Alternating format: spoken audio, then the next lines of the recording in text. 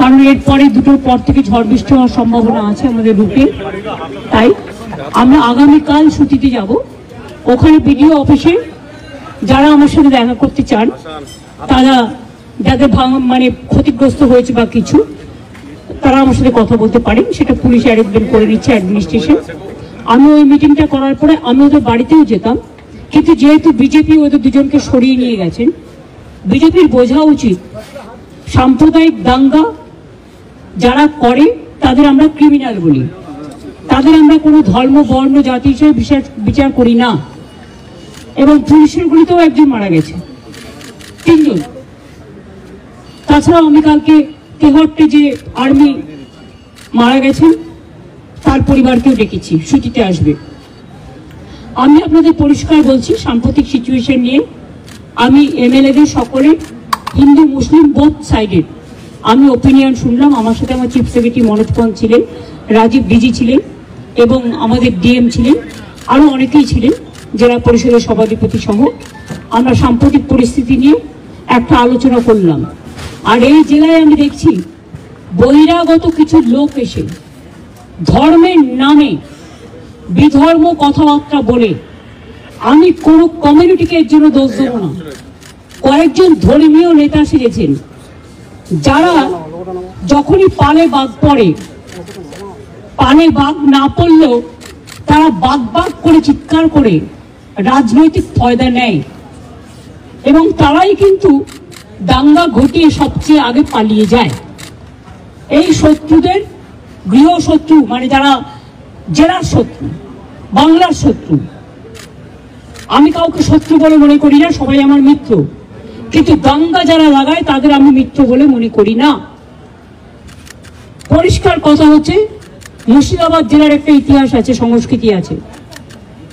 একসময় মুর্শিদাবাদ জেলা, আপনারা জানেন, বাংলার রাজধানী ছিল। মুর্শিদাবাদ জেলাকে কেন্দ্র করে এবং যে দুটো পার্টে মাত্র 2টো ওয়ার্ডে গন্ডগোল হয়েছে, সেটাও কারা করিয়েছেন, প্ল্যান করে, কি করে করিয়েছেন, কিভাবে করিয়েছেন, আমি এই কটা দিন ধরে অনেক ক্রস চেক করেছি, রেকর্ডও করেছি। আপনারা অনেকে গদি media, sorry to say the word, এটা আমি বলি না, সব লোক বলে, যা খাইয়ে দিচ্ছেন আপনারা তাই খাচ্ছেন, কিন্তু সেটাকে বদ হজম হচ্ছে, সেটা হজম হচ্ছে না। এটা কিন্তু মানুষে মানুষে বিভাজন হচ্ছে। 2-3টে লোক আছে যারা এই গন্ডগোল পাকাচ্ছে, তারা নাকি বিরাট বিরাট ধর্ম নেতা, মানে ধর্মের নামে বিধর্মী নেতা,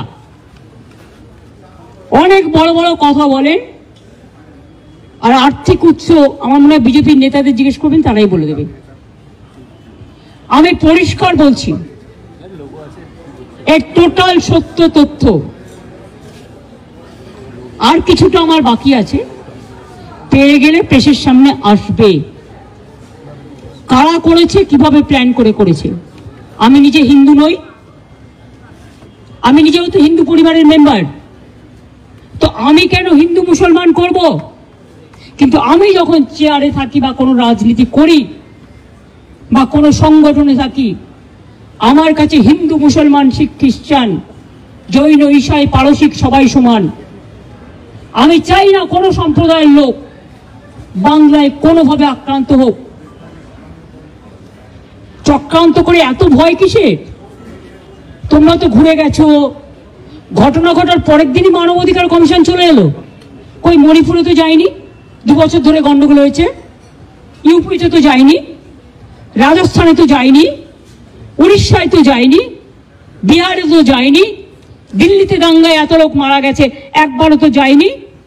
হঠাৎ কি হলো? পরের দিনই, ঠিক নোটবন্দির পরের দিন পেটিএম এর অ্যাডভার্টাইজমেন্ট বেড়েছিল, দেখেছেন?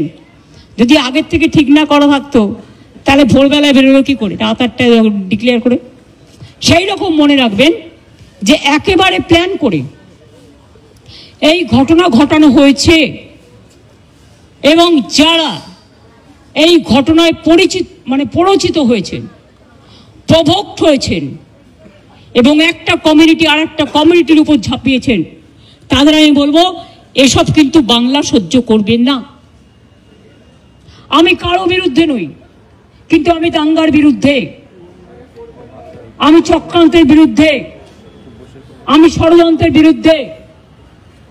মমতা ব্যানার্জি মাকারি বাড়ি স্কাই ওয়াক করলে তখন কোয়েশ্চেন হয় না?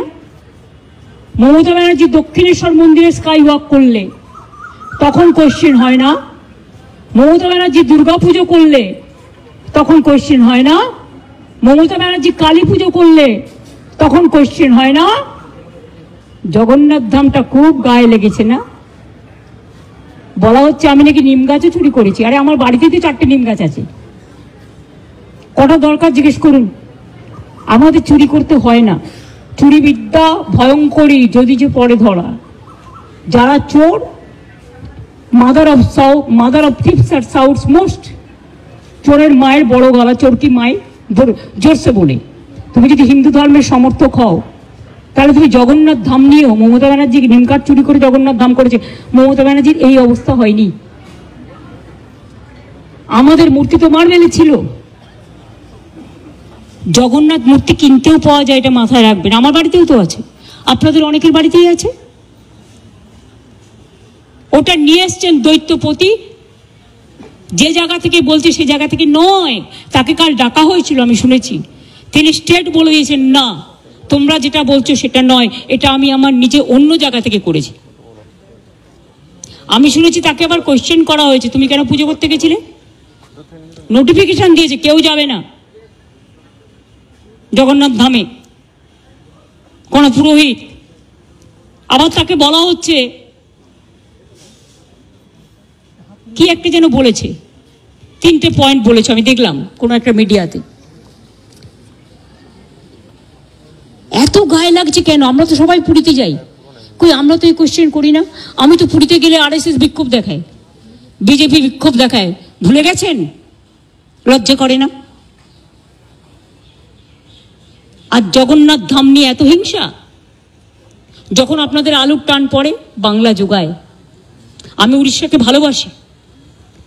যখন আপনাদের সাইক্লোনে ইলেকট্রিসিটি সব ভেঙে যায়, সমস্ত রাস্তার পাইপগুলো, ওয়্যারগুলো নষ্ট হয়ে যায়, আপনারা আমাদের ইঞ্জিনিয়ার চান আমাদেরও সাইক্লোন হয়, তা সত্ত্বেও আমরা কিন্তু পাঠাই। আমাদের বাংলার টুরিস্টরা সবচেয়ে বেশি যায় উড়িষ্যায়, জগন্নাথ দেবের উল্টো রথে বলুন, সোজা রথে বলুন, সারা বছর ধরে। তো আমরা যদি একটা জগন্নাথ ধাম করি, আপনাদের আপত্তির কি আছে? আপনারাও ভালো থাকুন, বাংলাও ভালো থাকুক। আপনারা কেন আমাদের লোকেদের ধরে মারছেন? আমার কাছে খবর এসছে উড়িষ্যায় বাংলায় কথা বললেই তাকে মারা হচ্ছে। মহারাষ্ট্রেও হয়েছে, উত্তরপ্রদেশেও হয়েছে, বিহারেও হয়েছে। আমি শুধু একটা কথা বলবো, আপনারা আমাদের পরিযায়ী শ্রমিকদের উপর বাংলায় কথা বলছি বলে অত্যাচার করছেন, আমরা কিন্তু করব না। এটাই আপনাদের সাথে আমাদের তফাৎ। আমার এখানেও 1.5 কোটি বাইরের লোক আছে, কাজ করে, সব ধর্মের, সব বর্ণের, সব রাজ্যের। মনে রাখবেন, এটা কারো হাতে তাস তুলে দেবেন না। আমি না করলেও অনেক হিংসুটে লোকের তো অভাব নেই। Jealousy has no cure. হিংসার কোনো ওষুধ আছে? নেই। এরাই কোনো সংগঠনের নামে কাউকে থ্রেট করে চলে আসবে, আমি তার দায়িত্ব নেব কেন?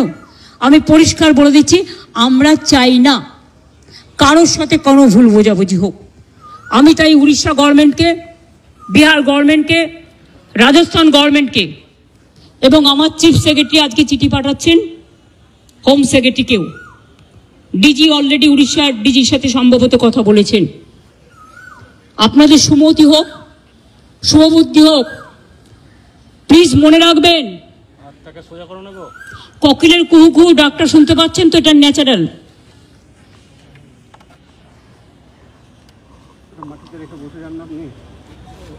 এই ডাক শুনতে আমাদের খুব ভালোবাসি আমরা।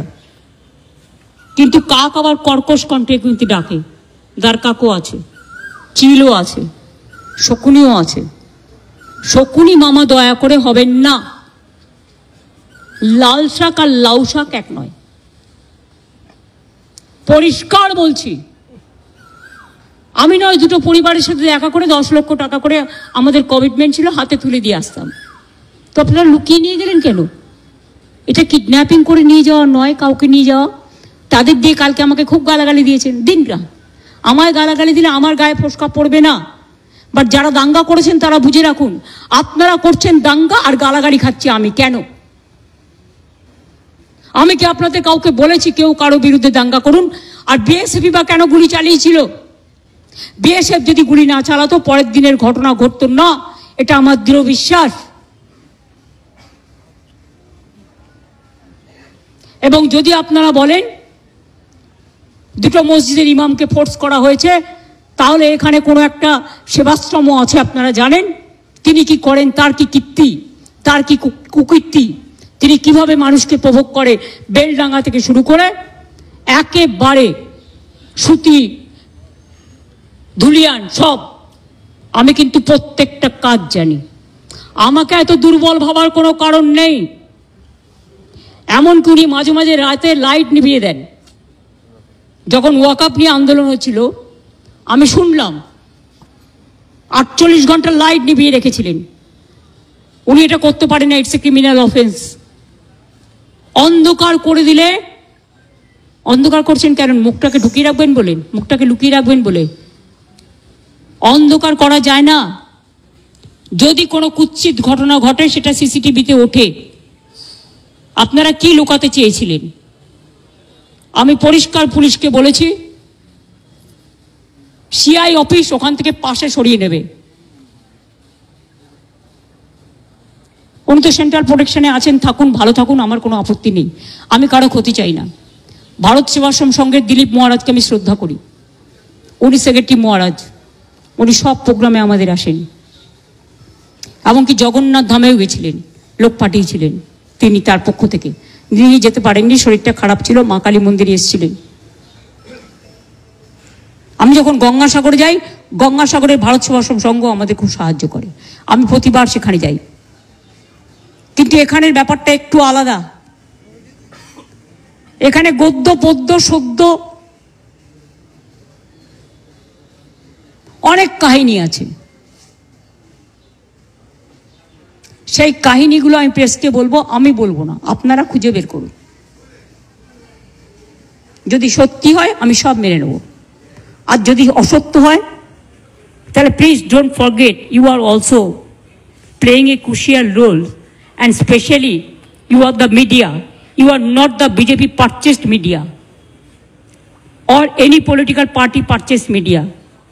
You do your job with efficiency, with responsibility, and of course with humanity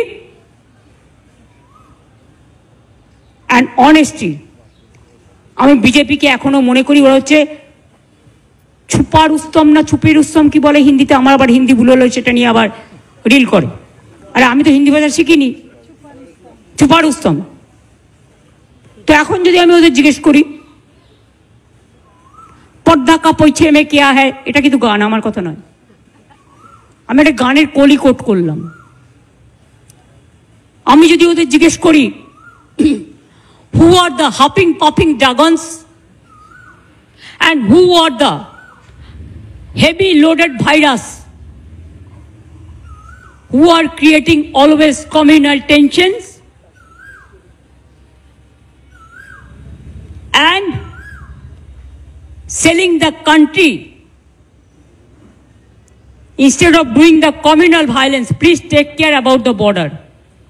Please take care about India. We are totally, we love India. India is our motherland. Please save India from any disaster. Please give justice to the people who have lost their dear ones. Don't play dirty politics or nasty politics. I am the last person to tolerate all this nasty and dirty politics.